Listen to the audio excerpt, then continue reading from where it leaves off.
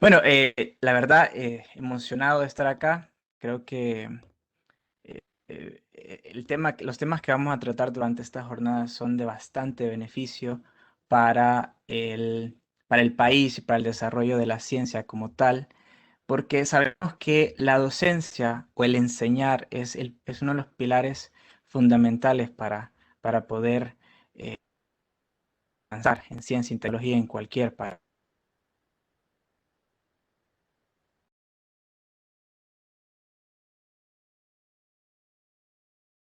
Para hacerle frente a su vida profesional y también para llevar el país adelante.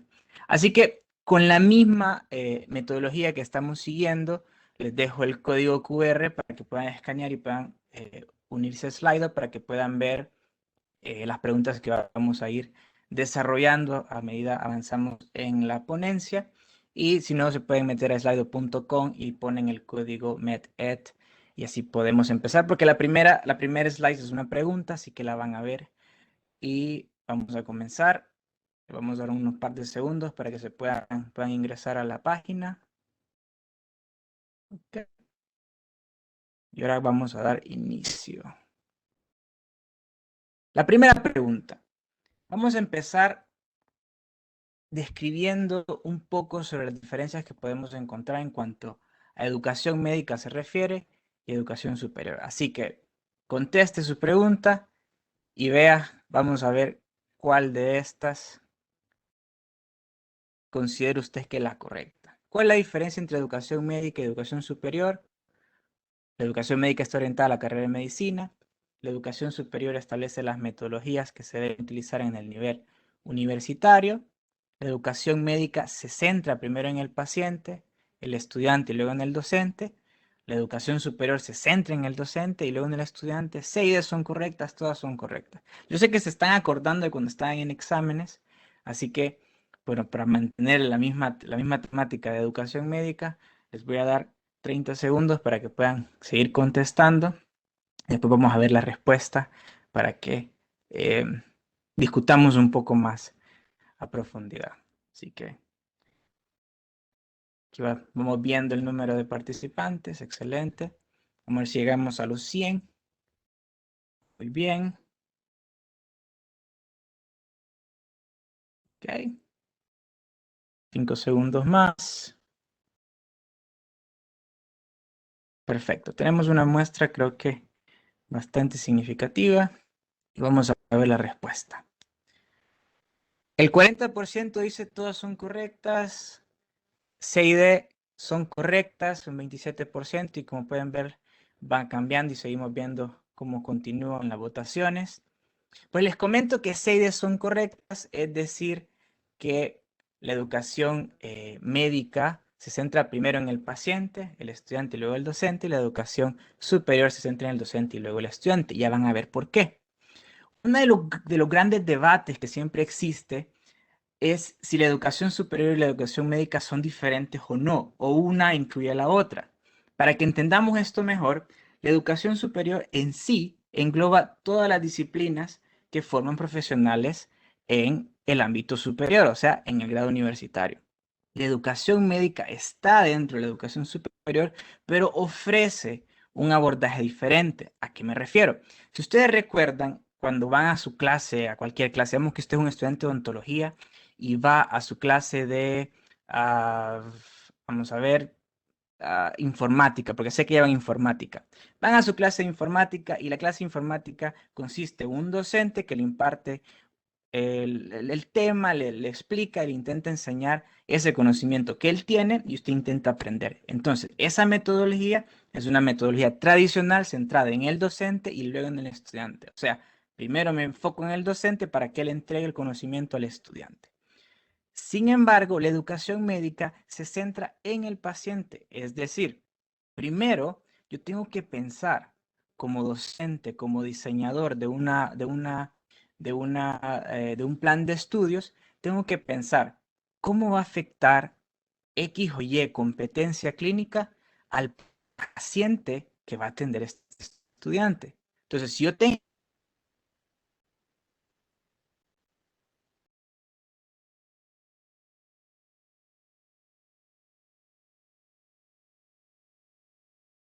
deseable, más allá de lo mínimo. Y por último, pienso cómo ese docente va a poder, mediante metodologías específicas, impartir o hacer que ese estudiante pueda aprender o adquirir esa competencia clínica. Entonces, si se fijan, el orden es invertido. Primero pienso en el paciente, luego en el estudiante y luego en el docente. A diferencia de la educación superior, que primero me centro en el docente y luego en el estudiante. Y esa es una de las diferencias fundamentales entre educación superior y educación médica. Entonces, ese es uno de los mensajes que quiero que se lleven el día de hoy. Ahora, veamos un escenario. Jorge es un paciente de 65 años. Acaba de tener una amputación de la pierna izquierda debido a complicaciones crónicas de diabetes tipo 2. Jorge está cansado. Ya no quiere continuar con su fisioterapia. Juan, que es un estudiante de terapia funcional, quiere encontrar la manera de ayudar a Jorge. Entonces, les pregunto y les pido que regresen de nuevo a Slido para que contesten esta pregunta. ¿Qué le puede ayudar a Juan, al estudiante de terapia funcional, entender a Jorge y abordar sus inquietudes? Entonces, aquí hay varias respuestas.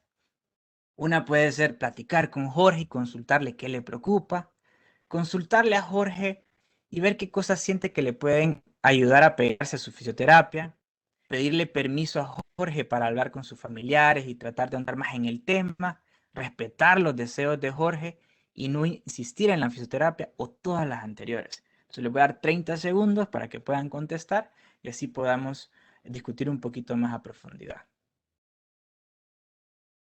Y veo ahí un comentario, empatía, definitivamente es necesaria. 5 segundos más.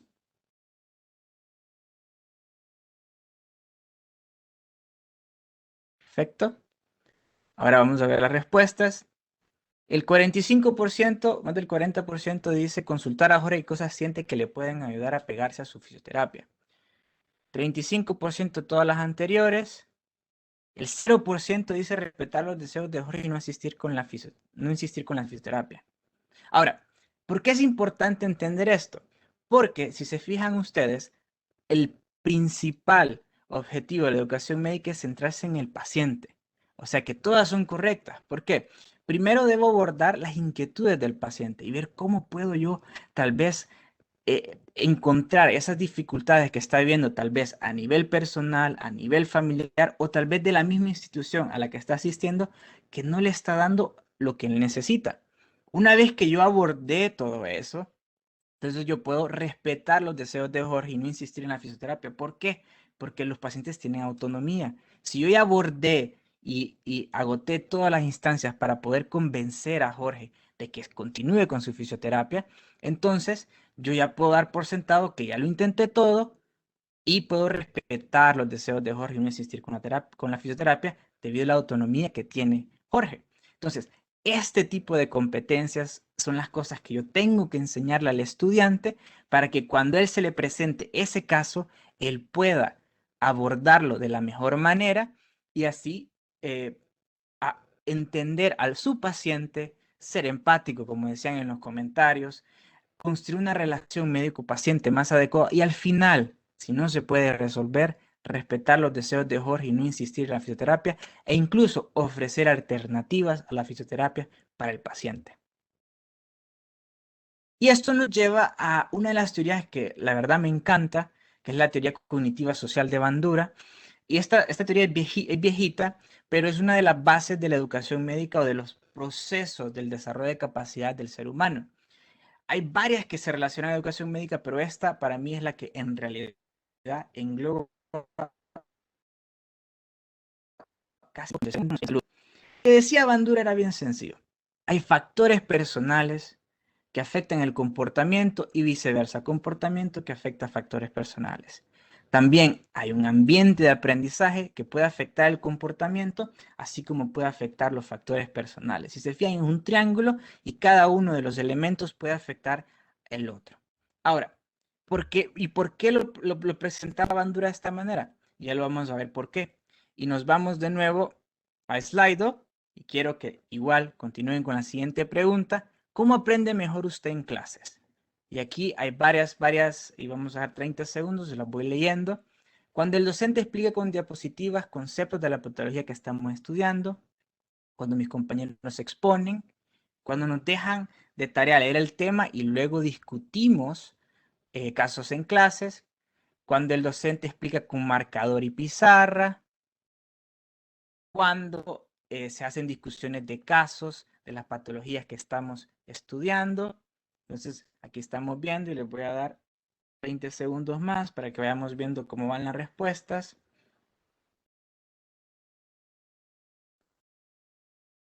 Si se fijan, cuando el docente explica con diapositivas casos sobre la patología que estamos estudiando, está ganando. Pero pueden elegir varias, así que pueden ver que no solo se aprende de una manera, tenemos diferentes modos de aprender y por lo mismo no es posible que utilicemos una sola metodología para enseñar.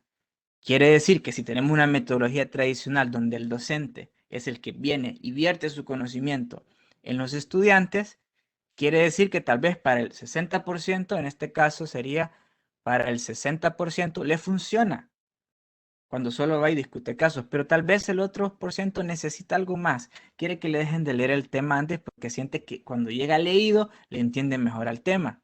Otros dicen, no, me gusta cuando agarra el marcador y es en la pizarra, no con diapositivas. Entiendo mejor porque voy viendo la secuencia de eventos que el docente está intentando explicarnos sobre la patología, abordaje, etcétera, en salud.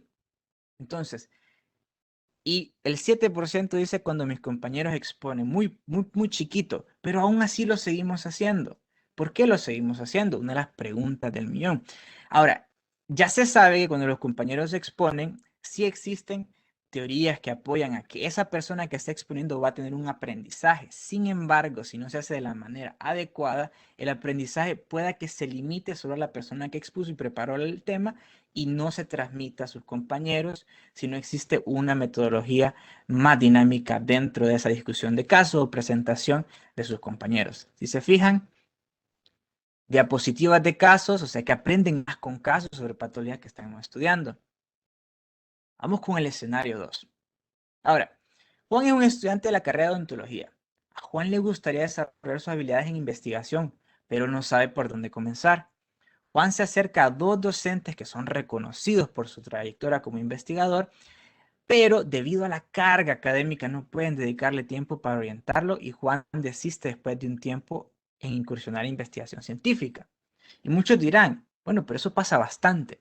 Y yo siempre le digo a la gente cuando me pregunta sobre los temas de investigación es que, ¿qué pasaría si Juan, este Juan de este escenario, es uno de los futuros investigadores de talla mundial que se está perdiendo la ciencia? Y todo porque no hubo un poquito o espacios para desarrollar este tipo de competencias. Y esto nos lleva a lo que les hablaba anteriormente. Los factores personales del estudiante. ¿Qué factores influyen en que un estudiante aprenda? Y esto es importante que lo entendamos. Unas son las expectativas. ¿Qué expectativas tiene? Muchas de las expectativas que usted tiene, por ejemplo, cuando está entrando a sus últimos años de la carrera, tal vez no se cumplen como lo imaginaba cuando empezó la carrera. Y eso dice bastante. Y es labor de los docentes, de las instituciones, identificar cuáles son esas expectativas para intentar lograrlas y que los estudiantes se sientan motivados. Las creencias son importantes. Puede haber mucha creencia de un estudiante que tal vez va en contra de ciertos paradigmas normales y eso es importante reconocerlo. La percepción de sí mismo también es importante. Las metas que tenga. Por ejemplo, Juan tenía la meta de ser investigador, pero él desistió porque intentó y vio que no encontraba cómo poder desarrollar esas habilidades, esas competencias en investigación científica. Y las intenciones que puede tener el estudiante. Por ejemplo, digamos que usted es un estudiante de odontología y usted quiere hacerse cirujano maxilofacial. Y desde pregrado usted quiere hacer investigación, quiere involucrarse en proyectos, quiere ir a brigadas, etcétera. Pero si no existen los espacios, sus intenciones se van a ver frustradas porque no hay. Y cuando no hay, todo esto afecta lo que se llama la eficacia personal. Es aquel sentimiento que yo tengo que puedo lograr algo. Es decir, yo inicio mi carrera, estoy en primer año de nutrición y digo, ok, en 5 años o en 4 años yo me voy a graduar, voy a ser licenciado en nutrición y luego voy a sacar mi maestría en esto. Esa es la eficacia personal, esa creencia de que podemos lograr algo. Pero si las expectativas empiezan a ser desfraudadas por el sistema, las metas pues no se están cumpliendo y las intenciones que tenía se ven disminuidas porque no hay espacios para el desarrollo de estas competencias, la eficacia personal va a disminuir. Y esa persona que pudo ser talentoso en esa área probablemente va a desistir, y así tenemos muchas historias de profesionales que desisten de sus sueños porque tal vez no lograron desarrollar esas competencias a tiempo, y ya cuando se gradúan, tienen 30 años, ya viene la familia, ya no hay tiempo y ya esos sueños se olvidan. Entonces es importante el pregrado ir desarrollando ese tipo de competencias. Y sabemos que los factores personales van a afectar el comportamiento. No es lo mismo que la expectativa del estudiante que se levanta a las 6, a las 5 de la mañana porque vive en Cerro Grande y viene y toma su bus, toma la ruta, que no recuerdo el nombre de la ruta, y va con toda la música. Llega a la universidad o a la facultad, a su facultad, llega a una clase que empieza a las 7 de la mañana, llega y el docente decidió asignar exposiciones, sus compañeros no se prepararon tan bien, presentan un tema así medio blandito, no logra el impacto que a ustedes les hubiera gustado, entonces su expectativa de aprendizaje va disminuyendo y todo eso va afectando su eficacia personal y su comportamiento, porque van a haber días que no va a querer ir a clases porque no le motiva, porque no siente que hay un proceso de aprendizaje adecuado que se adapta a su forma de aprender y a su forma de desarrollarse profesionalmente. Ahora, el ambiente, que era otro elemento que decía Bandura, se trata sobre las oportunidades de aprendizaje. Como les decía anteriormente, si se fijan, Juan no tuvo la oportunidad de desarrollar sus habilidades de investigación. El estudiante de odontología no tuvo la oportunidad de desarrollar sus habilidades o competencias en cirugía maxilofacial a temprana edad en cuanto a su carrera. Y como no existe esa oportunidad de aprendizaje, ese ambiente afecta el comportamiento del estudiante, afecta sus factores personales, esa eficacia personal. Luego, el ambiente también habla de la retroalimentación y supervisión. Y les pongo un ejemplo sencillo. Si usted aprende a hacer un procedimiento y nadie lo supervisó y nadie le dijo qué hizo bien y qué hizo mal, usted probablemente, aunque haya sido exitoso el procedimiento, tal vez utilizó una serie de pasos que no son los más seguros para su paciente. Entonces, si usted se gradúa y continúa haciendo la misma metodología para ese procedimiento, usted siempre lo va a hacer en un 85% seguro para el paciente. En los técnicos que en ese proceso se gradúan y luego se convierten en docentes y continúan enseñando porque así se lo enseñaron a ellos, así lo aprendieron, así lo hacen, y se convierte en un círculo vicioso de conocimiento fragmentado. Pero si existe una retroalimentación y una supervisión, entonces sí se puede lograr ese impacto para que el estudiante rompa ese círculo vicioso y aprenda de la mejor manera y le dé mayor seguridad a su paciente al momento de hacer un procedimiento.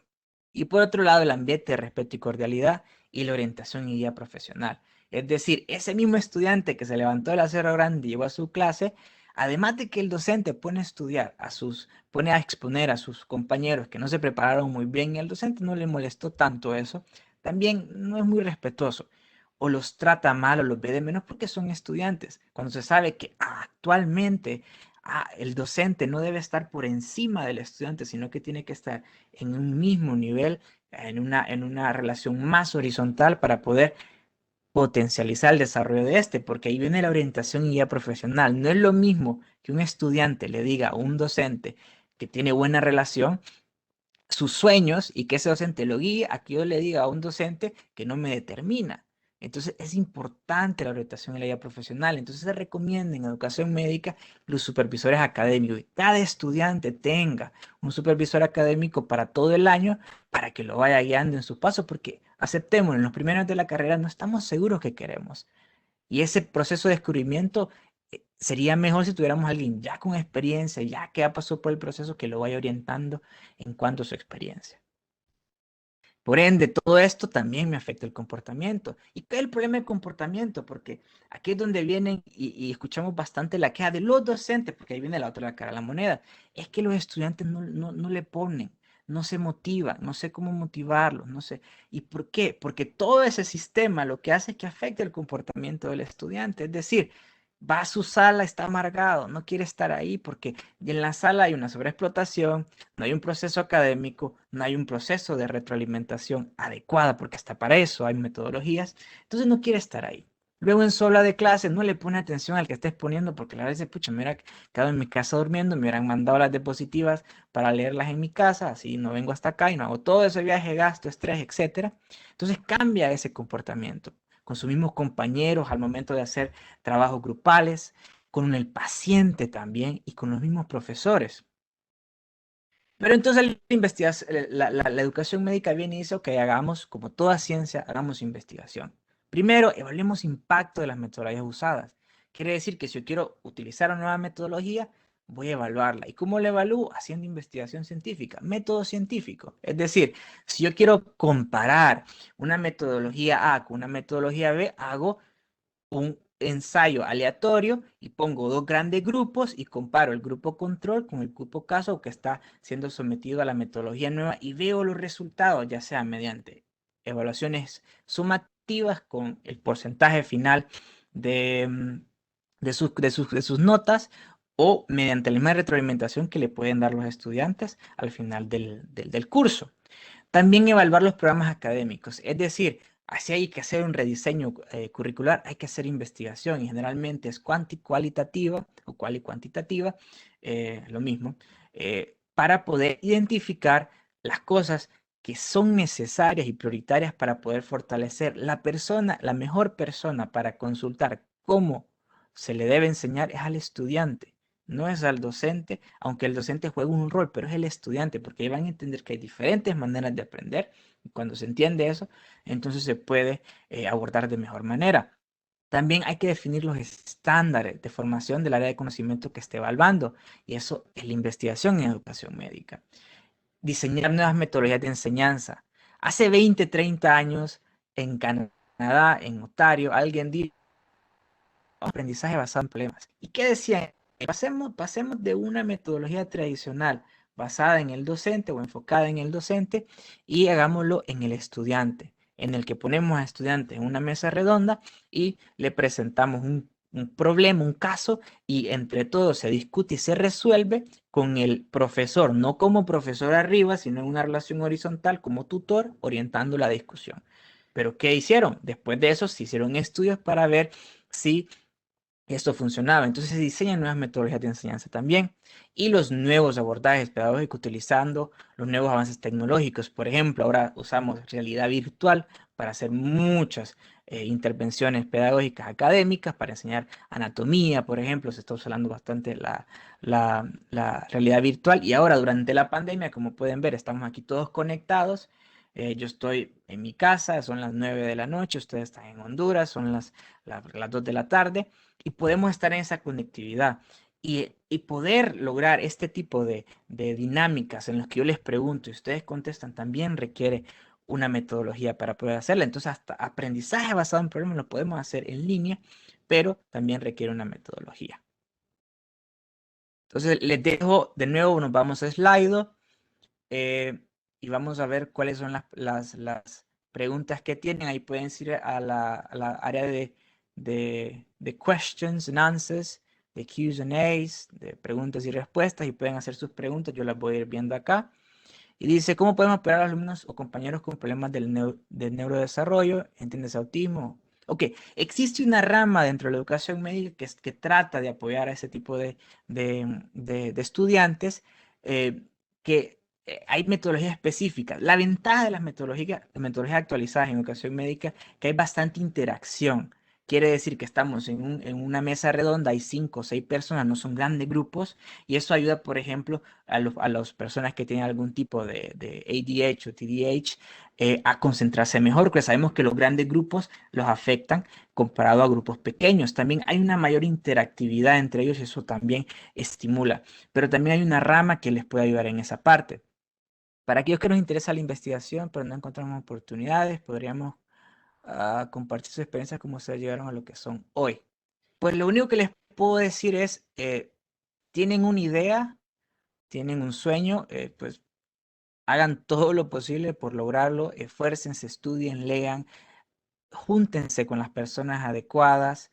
Em, Hay mucha gente buena en Honduras, excelentísima. Este evento se formó de gente que es buena, que está en todos lados del mundo, pero que son hondureños en su mayoría, con excepción de la Asociación de Perú Medicians, pero hay gente buena. Nunca intenten hacer las cosas solo. Apóyense, háganlo en equipo, es la única manera de triunfar. Dice, ¿cómo abrimos camino hacia la docencia? Desde el pregrado, desde que están en primero, segundo, tercer año de su carrera. Hagan grupos de tutoría.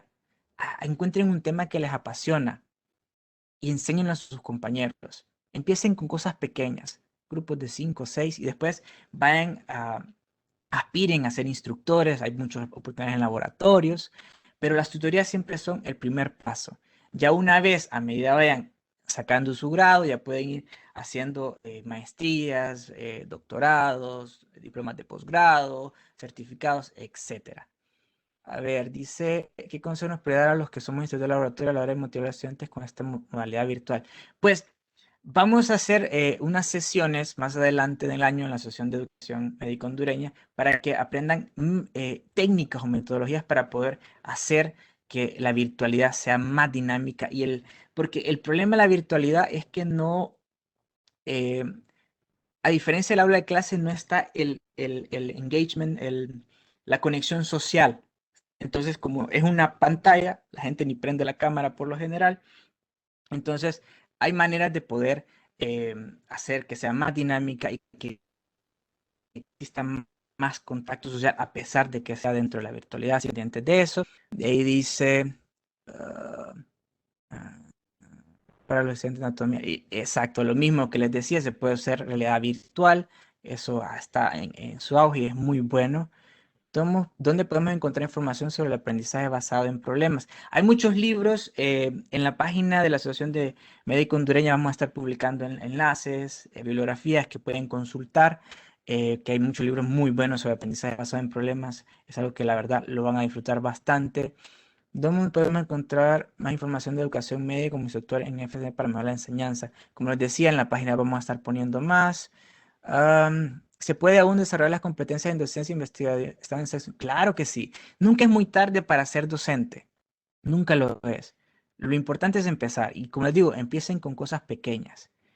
¿Cómo luchar contra el síndrome de Dios que tienen muchos docentes que amedrentan a los estudiantes y los intimida? Eso es del común día a día.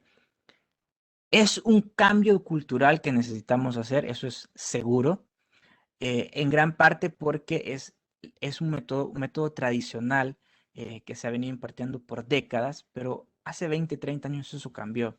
Ya los subespecialistas no actúan de esa manera, sino que forman una relación horizontal con el estudiante donde hay un grado de confianza para poder discutir casos de mejor manera. Yo siempre les digo que los docentes son los llamados a crear nuevas generaciones para poder cambiar el país y ahí hay que empezar. ¿Cómo hacer que las autoridades apoyen estas prácticas de educación, reestructurando las actividades, descargando las actividades administrativas? Hagan investigación. La única manera de demostrar que hay un problema es reconociéndolo mediante el método científico. Así lo hacemos en ciencia. Haga investigación, haga pequeños estudios para que pueda entender. El día de mañana tendré una conferencia sobre investigación científica en educación médica y vamos a poder ahondar un poquito más. Vamos a ver. ¿Hay oportunidad de la antropología aplicada en el área médica? No estoy seguro, te seré honesto. Probablemente sí, no estoy al tanto de esa parte, así que te mentiría si te digo si sí o no.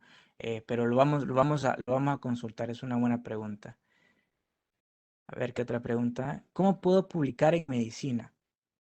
Pues el primer paso es ver qué te apasiona y empezar a hacer cosas sencillas. Empezar con una revisión, empezar con cosas, reportes de casos. Como les digo, hacerlo en equipo es importante.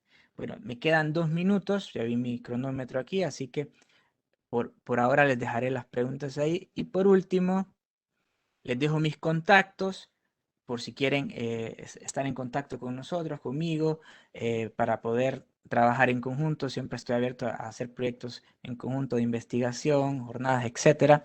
Y les dejo una frase que a mí me cambió la vida cuando yo estaba en tercer año de medicina y mis instructores de embriología. El doctor Jorge Pineda es pediatra y es docente de embriología y era mi mentor cuando yo era instructor de embriología. Y él me dijo un día muy emocionado que había encontrado una frase y que le añadió algo a él que le gustó. La frase decía que para cambiar el mundo primero cambiar yo. Y él le añadió que si cambio yo puede llegar a ser contagioso. Así que ese mensaje quiero que se lleven el día de hoy. No importa dónde estén, en qué etapa estén, si ustedes empiezan a hacer el cambio desde ustedes, empezando a investigar, empezando a leer, empezando a hacer pequeños grupos de tutoría, usted puede a la larga, 10, 20 años, ser experto en algo. Pero hay que empezar y nunca es muy tarde para empezar. Así que los dejo con este mensaje, mis contactos, y creo que eso sería todo por mi cuenta. Así que muchas gracias.